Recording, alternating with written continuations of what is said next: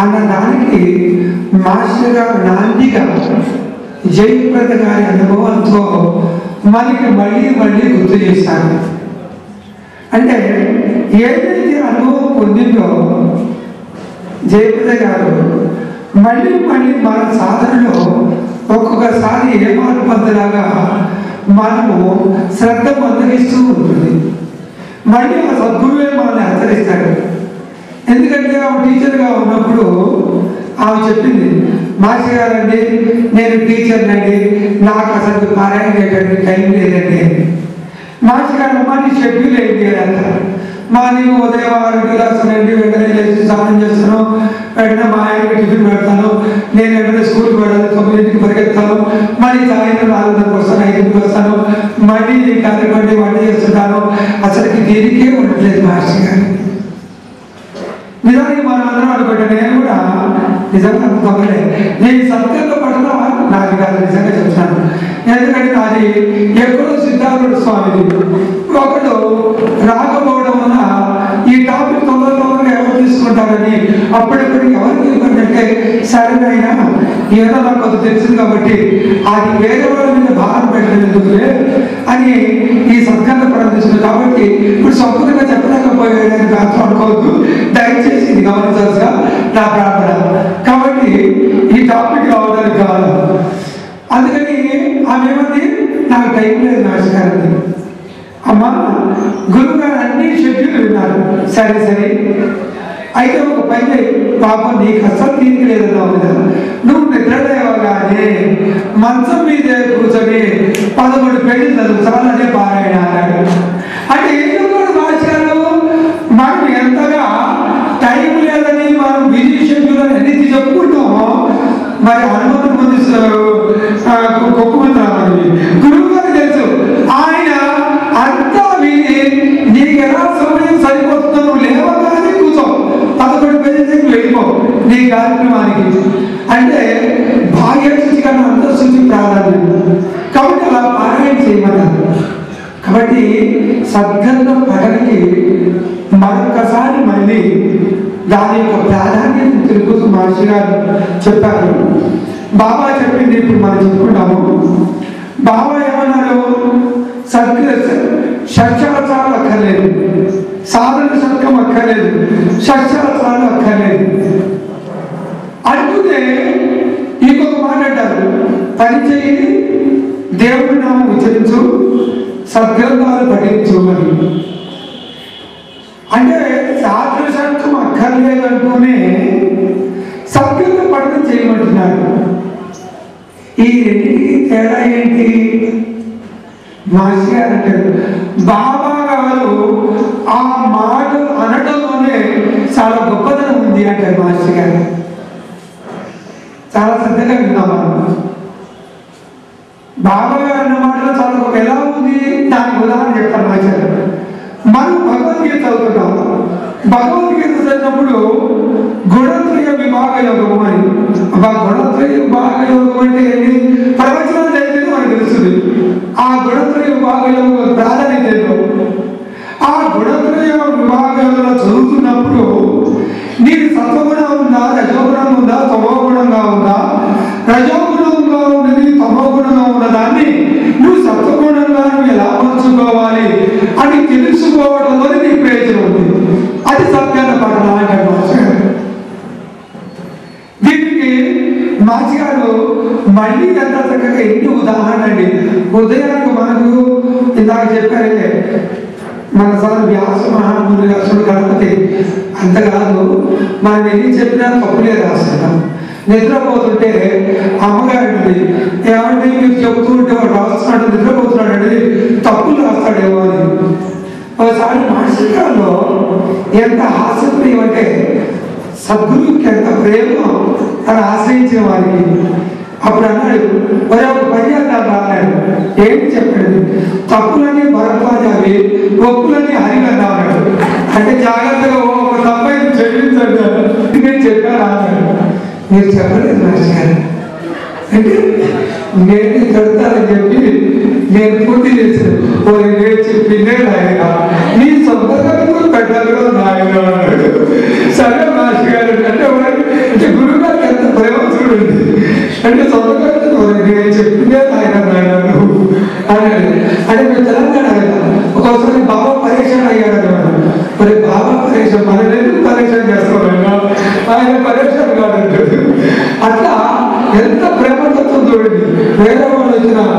కింద మీద చూస్తున్నాయా, నువ్వు చెప్పింది నేను చెప్పింది ఏంటి, నువ్వు చేస్తుంది ఏంటి, నువ్వు రాసింది ఏంటి అని ఇలా చూసి మనం శ్రమ పెట్టారు. గురువు గారు అతి కొంచెం పెద్దగా చెప్తారు.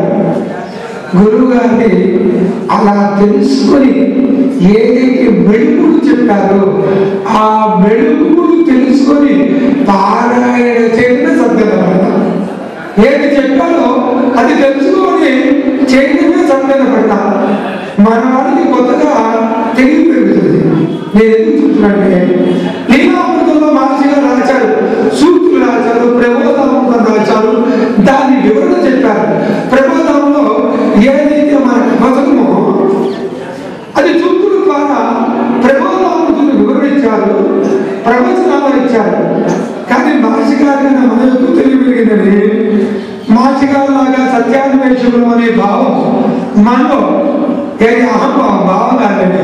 అహంభావం పెరిగి మనకు గురువు గారి లీలామృతంతో మనం కూడా రాసుకోడిగా అమెరికా సముద్రంలో కలుపుకున్నట్టు అమెరికా మనం కూడా కలుపుకున్నట్టు మనవాడు పారాయణ చేస్తుంటాడు. అవును, బాబా గారు కాలితోటి దురిని వెలిగించారు. కాలి దురి మనకి పవిత్రం కదా. ఎడంకాలతోటి దురిని సవరిస్తూ దీపాన్ని ఆర్పేసి బాబా అట్లా వెళ్ళారు.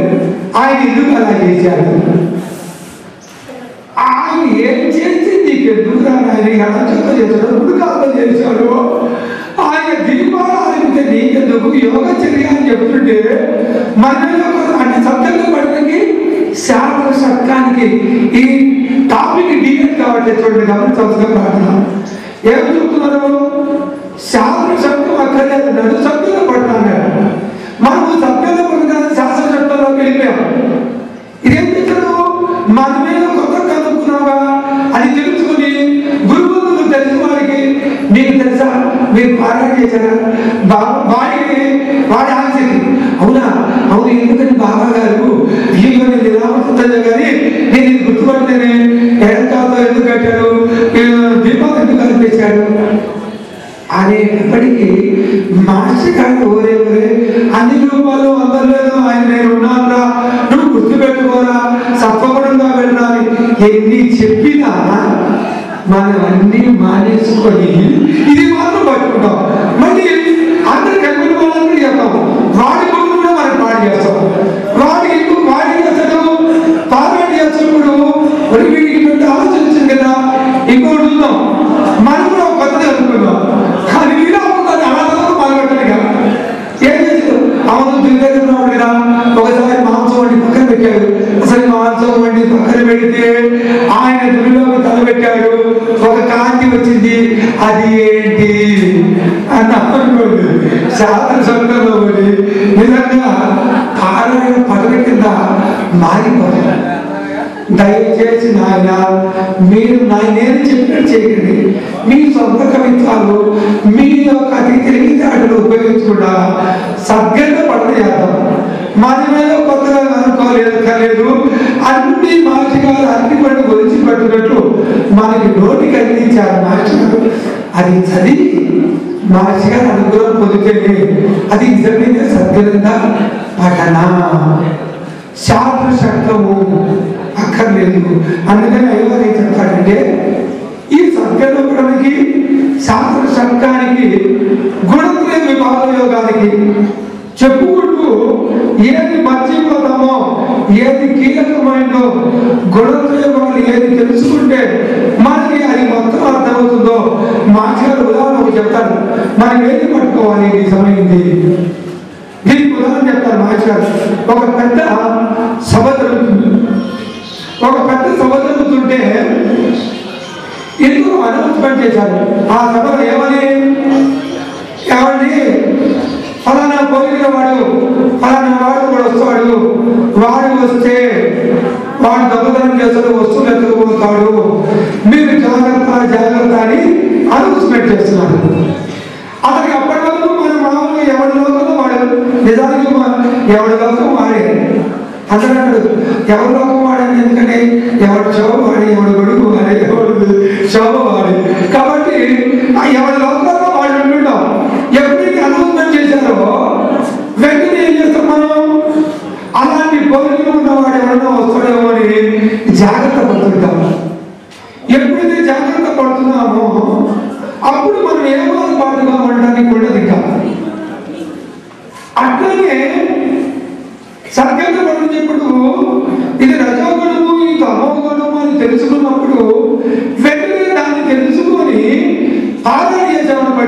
అది సత్యంగా పఠనం అవుతుంది. అంటే దానికి ప్రయోజనం అయినట్టే. ఆ పఠనం ద్వారా నిత్య జీవితంలో దాన్ని మనము ఇంప్లిమెంట్ చేయడం. ఏదైతే విన్నామో బాబా ఏమి చెప్పాడో అది చదువుకొని వెంటనే నిత్య జీవితంలో ఎప్పుడైతే మనం ఆరంభిస్తున్నామో అది సత్యంగా పఠనం అన్నారు మాస్టర్. మనకి ఎన్నిసార్లు పారాయణ చేసాం? 300 కాదు 3000 సార్లు, 3 లక్షల సార్లు చేసిన మనకి ఎందుకు కలగట్లేదండి? ఎందుకు మన సంస్కారంలో మార్పు రావట్లేదు? అంటే మనం ఇంకా సద్గంధ పఠనం చెయ్యలేదు. ఇది మహర్షి గారు మనకు హెచ్చరించారు. ఎందుకని? మన అబ్బా రాజా బాగా చెప్పాడు, హరి బాగా చెప్పాడు, జయపతి బాగా చెప్పింది, చెప్పారు, చప్పట్లు కొట్టారు, వెళ్ళాం. అరే ఏం చెప్పారు? మనం ఎక్కడ తప్పుడు అడుగు వేస్తున్నాము, ఎక్కడ హెచ్చరించాడు, ఎక్కడ సాధనలో మెలుగులు చెప్పాడు, అది మనం హృదయగతం చేసుకొని ఎప్పుడైతే ఈ సమ్మేళనం నుంచే ఇప్పుడు నుంచే మనం ఎప్పుడైతే దాన్ని అమలు పరుస్తామో అప్పుడు మాస్టర్ అనుగ్రహం. సింగడు అందరినీ వచ్చాడు, నాలుగు వెళ్ళాడు, పూర్ణి వచ్చాడు అన్నట్టు హాయిగా వచ్చాము, టిఫిన్ తిన్నాము, బొండాలు తిన్నాము, బ్రహ్మాండంగా జెండాలు కట్టారు, ఊరేగు ప్రజలు గుండాలు కట్టారు, బ్రహ్మాండంగా చేశారు, 10 లక్షలు కొట్టి పెట్టారు డోర్లో, మనం 20 లక్షలు పెట్టి ఇంకా ఘనంగా చేయాలి అన్నాం అనుకోండి. వీడు చేసింది వీడు వచ్చింది ఈ సమ్మేళనాన్ని. కాబట్టి ఏం తెలుసుకోవాలంటాడు? అది సత్యాన పడ్డ. ఏదైతే గుర్తు పెట్టుకోవాలో ఆ గుర్తు పెట్టుకోవడంలోనే ఉన్నది గొప్పతనం. అట్లానే ఏం చెప్తున్నారు? ఎప్పుడైతే ఏ మారకుండా ఉండమో దాన్ని మహర్షి గారు చెప్పారు, దాన్ని సద్గంధ పఠన. మళ్ళీ బాబా సద్గంధ పఠన అన్నారు, శాస్త్ర శంఖము. ఈ రెండింటికి తేడా ఏంటి కొద్దిగా చెప్పుకున్నాం మనము. మళ్ళీ వాటికి వీటికి సంబంధం ఏంటి, దానికి దీనికి ఏమైనా సమన్వయం కుదురుతుందా, ఈ రెండు విరుద్ధమా? ఏది సత్యంగా పడిన శాస్త్ర శక్తి, ఈ రెండు ఏమైనా విరుద్ధమా అంటే విరుద్ధం కాదు అంటున్నాడు మాస్టర్ గారు.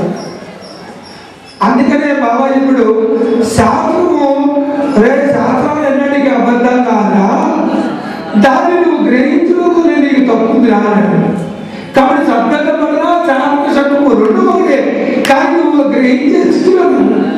ఆ రెండు వేరు ఎలా కాదు నేను చెప్తున్నాను. ఉదాహరణ ఉంది అంటే ఏంటా భారతంలో ఎందుకు చూడండి, మాస్టర్ ఎప్పుడో ఏది తెలిసినా తన పరంగా ఎప్పుడు చెప్పాడు. ఒక మహాత్ముడు చెప్పాడు, ఒక బృహత్తరమైన గ్రంథాల్లో చదివాను, ఆ భారతంలో రామాయణంలో భగవద్గీతలో ఏది చెప్పిందో అదే నేను చెబుతున్నాను, మీకు గుర్తు చేస్తున్నాను అంటాడు మాస్టర్. భారతంలో ఒక కథ ఉందిట. ఏమని? ఒకసారి 12 సంవత్సరాలుట డొక్కల కరువు వచ్చింది. అంటే డొక్కల కరువు మామూలుగా మనం అంటాం కరువు కాటకాలు వచ్చాయంట. డొక్కల కరువు అంటే ఏంటి అంటే అస్సలకి ఏమీ దొరకలేదు. ఎవరైనా ఎదుటివాడు ఎవరైనా మనిషి కనబడితే వాడిని చంపేసి తినేటటువంటి స్థాయికి వచ్చేసింట. చివరికి ఎలా ఉంది పరిస్థితి? ఎక్కడ చచ్చిపోయిన కుక్క కానీ పిల్లి కానీ ఏ జంతువు దొరికినా సరే దాన్ని పీకు తింటున్నట్ట. అంటే లోపల ఆకలి అలాంటి పని చేస్తుంటారు. అందుకని ఈ డబ్బులతో వస్తే అలా జరిగిందా? ఒక తపస్సు చేసుకుని వస్తున్నాడు. ఆయనకి చుట్టాల వల్ల ఆ ధ్యానం కుదర ఆకలి తీసుకున్నవాడు బయటికి వచ్చాడు. వచ్చేటప్పటికి ఆయన ఊళ్ళోకి వచ్చాడు. ఊళ్ళోకి వచ్చేటప్పటికి ఒక ఇంటి దగ్గరికి వచ్చాడు. ఇంటి దగ్గరికి వచ్చేసరికి ఏదో వాసన వస్తున్నది. సరే ఇక్కడ ఏదైనా ఆహారం దొరుకుతుందా అని ఆ తలుపులు తగ్గేటప్పటికి ఒక శబ్దం అయింది. ఆ ఇంటిలో ఉన్న యజమానికి, ఎవడో వాడు తలుపు కొడుతుంది, నాకు 10 రోజుల నుంచి భోజనం లేకపోతే ఎక్కడో చచ్చిపోయిన కుక్కను తెచ్చుకొని తింటుంటే అని ఒక పెద్ద కథ తీసుకుని కొట్టడానికి వస్తుంటాడు. ఈయన బయటకు వచ్చినప్పుడు గడ్డాలు మీసాలు పొడుగా వెళ్తున్న తపస్సు కూర్చున్నాడు గుడి. ఈయన చూశాడు. ఏంటి స్వామి అన్నాడు. నాయన నేను ఎంతోసార్లు తపస్సు చేశాను, ధ్యానంలో ఉన్నాను, కొద్దిగా ఆకలిస్తుంది అని. స్వామి నేను ఏదో తినంగా మిగిలింది పెట్టాల్సి వస్తుంటే ఏదైతే పెట్టగలడు, చచ్చిన కుక్క మాంసం ఉంది స్వామి తింటారా? సరే ఏదైతే అని చెప్పుకుని పెట్టిన ఆయన అంటారు. ఒకసారి ఒక ముద్ద పెట్టారు, 2 ముద్దలు పెట్టాడు, 3 ముద్దలు పెట్టిన తర్వాత అమ్మయ్య చాలా ఆయన కడుపు నిండింది అన్నాడు. మనం కూడా ఏం చేస్తాం, ఏదైనా స్నేహితులు మన మిత్రులు కనబడితే వాడి ప్రేమ మనం ఆప్యాయంగా వాడికి వద్దన్నా కానీ ఎక్కువ పడ్డా తినాలి. ఏది మన ప్రేమని వాడి వద్ద కుయ్యో మరో పెడతాం మనం, వాడు పారేశాను. అందుకని కొమ్ముబడి ఆటవాడికి కొమ్ముబడి వాడికి పెట్టాడు అంటే మనము ఆ ప్రీతితో ఎక్కువ పెడుతున్నాం, వాడి మీద అభిమానం కొద్ది. వీడు కూడా అన్నాడు, మునిగారు కదా, తపస్సు చేశారు కదా, ఇంకేదన్నా మనం చేసే తప్పులు పోతాయేమో అనే ఉద్దేశంతో స్వామి మళ్ళీ ఎప్పుడు లభిస్తుందో ఇంకొక మొత్తం తినండి అని. వెంటనే అన్నాడు, ఏరా నాకు చచ్చిన కుక్క మాంసం పెడతాంటావా? నేను ఎవరు అనుకున్నావు? తప్పు చేసినటువంటి మునిగి నన్ను ఈ కుక్క మాంసం తినమంటావా? అదేంటి స్వామి అట్లా మాట్లాడతారు? ఇందాక తిన్నదేంటి, ఇప్పుడు అంటున్నది ఏంటి అన్నాడు. అప్పుడు వెంటనే స్వామి అంటారు, ఇందాక నా ప్రాణాన్ని నిలుపుకోవడానికి ఆకలి తీసుకోవడం తిన్నానే, అది ఆహారం. ఆ ఆకలి తీరిపోయింది. ఇప్పుడు నేనైతే ఇష్టంగా తింటున్నానో అక్కడికి వచ్చేటప్పటికి అది మంచా చెడ అనే సూత్రం మీద ఆధారపడి ఉంటుంది ఈ విషయం అంటారు. ఎంత చక్కటి మాట చెప్పారు మాచిగారు రామారావు అన్నాడు. ఒకసారి మాచిగారండి నాకేదో గుడ్డు తినాలనిపించిందండి. ఒరే నువ్వు శాకాహారిగా, నీ దుఃఖదగా, నీకు తినాలనిపించి నువ్వు గుడ్డు తింటే నీకు పాపం వస్తుందా? తినకూడదురా? ఆలోచన వచ్చినా కానీ తినకూడదురా, నువ్వు నీ ధర్మం పెరగాలి అంటాడు. ఇప్పుడెక్కడ వెంకటేశ్వర తెలుసు, బ్రాహ్మణుల వయసులో బ్రాహ్మణ కమలుడు వేడలు నాయుడు అన్ని కలగాపులం అయిపోయింది. ఒక నిజమైన బ్రాహ్మణుడు అందరూ కూడా బీరు బాటిల్స్ మాంసం తింటున్నారు. చివరికి అన్ని చోట్ల జరుగుతున్నటువంటి ఆ ధర్మం మీద అట్లానే ఏదైతే ఉందో గుణత్రయ భాగయోగంలో ఏం చెప్పారో, ఇది సత్వగుణమైందా, రజోగుణమైందా, తమోగుణందా? మళ్ళీ భగవద్గీతలో గుణత్రయ భాగయోగం వచ్చేప్పటికీ మనం చేస్తున్నప్పుడు మనం చేస్తుంది సత్వగుణమా, రజోగుణమా, తమోగుణమా అనే విషయాన్ని మనం గమనించామనుకోండి, మనం చదువుతున్నాం అనుకోండి, తెలుసుకున్నాం అనుకోండి, ఆ తపస్సు ఎలాగే తెలుసుకున్నాడో అలా తెలుసుకొని మనలో వచ్చిన రజోగుణము, తమోగుణము దీన్ని తెలుసుకోవాలి.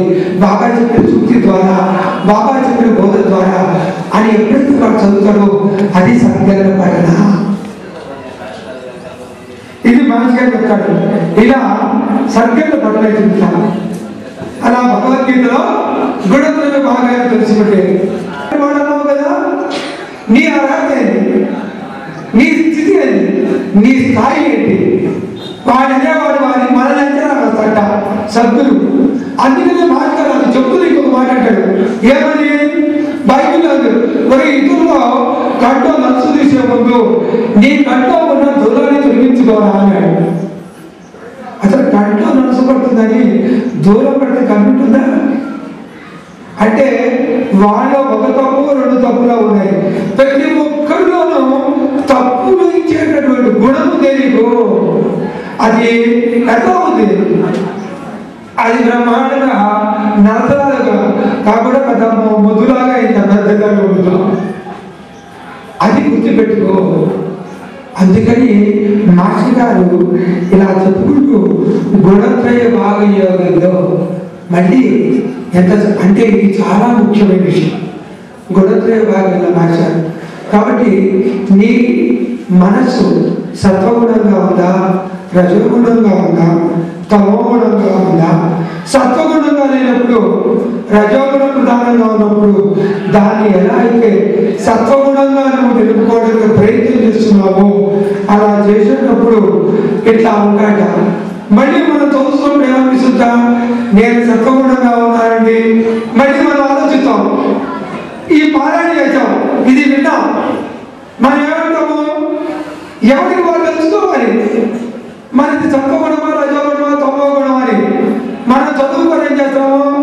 చెప్పాం కదా, మిగతాలో చూస్తాం. ఇది గురువుగారు చెప్పారు కదా, అలా మాట్లాడుతున్నాడు చూసావా, వాడి రజోగుణం ఉంది, వీడిలో తమో గుణం ఉంది, వీడు సత్వగుణం ప్రధాని కాదు అని వాడి గురించి చెప్తున్నావు. ఇంకా నీరుపదగా నువ్వు జాగ్రత్త పడాలి, కానీ వాడు రజోగుణం తమో గుణం నీకెందుకు నాయన, మళ్ళీ నువ్వు వాడు పోకున్నాను ఆయన, మళ్ళీ మాటగా రావుతున్నాడు.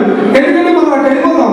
మాటగా చెప్పాడు, అబ్బా ఇప్పుడు సత్వగుణంలో ఉన్నాము, మనం తెలుసుకున్నాము, మిగతా వాళ్ళలో రజోగుణం ఉంది, తమో గుణం ఉంది అనుకుంటా, జాగ్రత్తలో అయినా నువ్వు అలా కాదు అంటున్నాడు.